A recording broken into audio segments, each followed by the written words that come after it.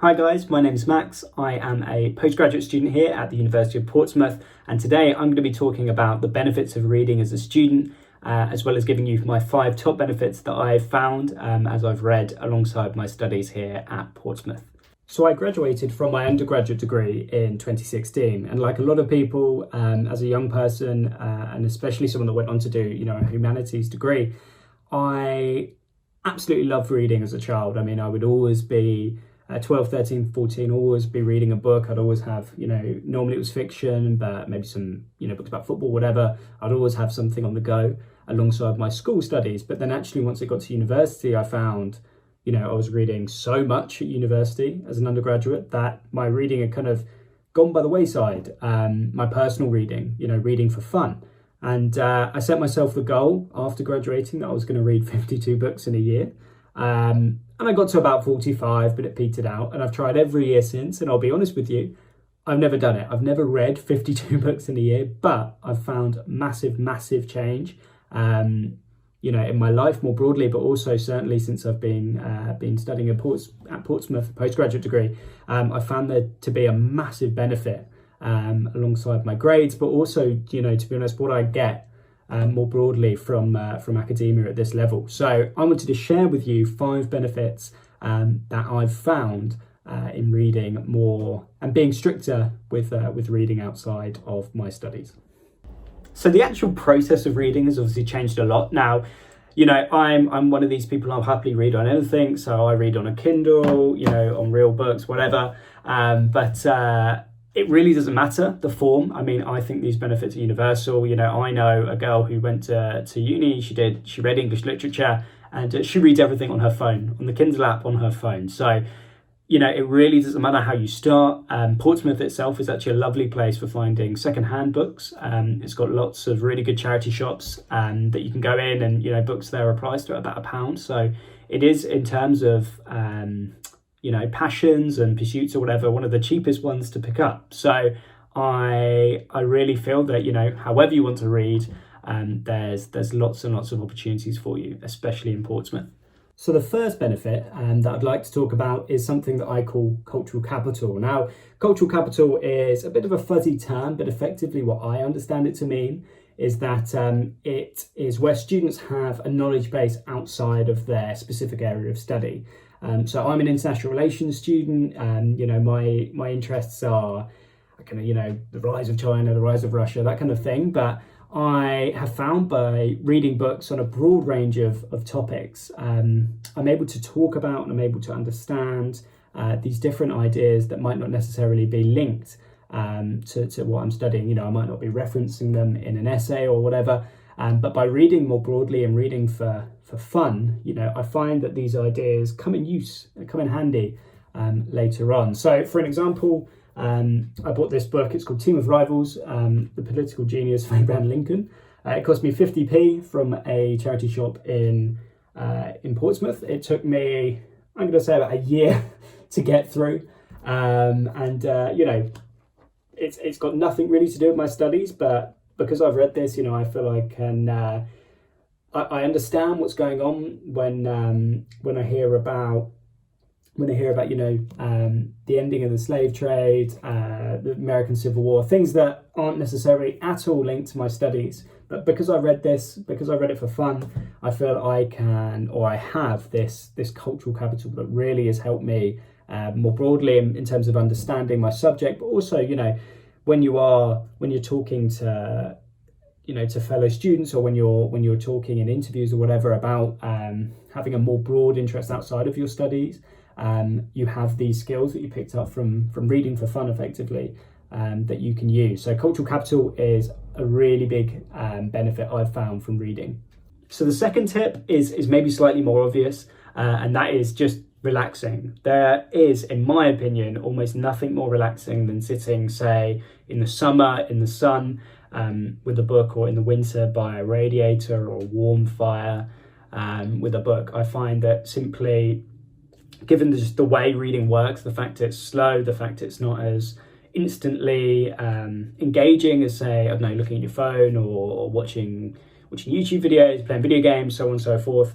As a relaxing activity, I find that it's slow, it calms you down, and is a really good way to unwind. And especially, when I'm reading for this, when I'm reading for relaxation, I'll read stuff about my broader interests. So I love football, and this is a book that I read kind of on holiday, where I was just sat by a swimming pool, and it's not particularly challenging as a book, but just the process of sitting there, slowly going through the pages in the sun is a really good example of just how relaxing reading can be.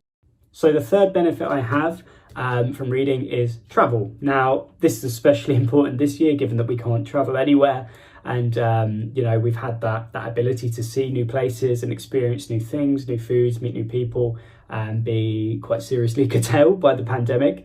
And I found that reading has been a really good way to kind of supplement this, or to take away from that wanderlust slightly, and enable me to kind of get some of those experiences through books. And this is something that doesn't have to be travel to real places, obviously. Some of the best books that I've ever read have been set in fictional places that you will never be able to travel to. So, when you think about things like the Lord of the Rings books, Game of Thrones, things like that, where it's a fascinating world that you can experience and travel to that is so different to, your normal study room or your normal, your normal environment. And you can get there through just sitting there with a book. And I find that to be a really relaxing, but also really engaging and exciting thing about reading. And I personally really like travel writing. So my example here is a book by a guy called Paul Theroux, who travelled from, I think it's London to Australia, and basically talks about the food he eats on the way, talks about the travel itself. So he travels mostly by train, and the people he meets. And I find it just to be a really satisfying form of book as well, that just kind of takes you from point A to B, and you kind of know how it's going to work. And it's a really kind of nice way to learn more about places as well. So it kind of links into the first benefit. And this year more than ever, I think traveling through books has been a really, really good benefit that I'm so happy that I've been able to kind of have through reading.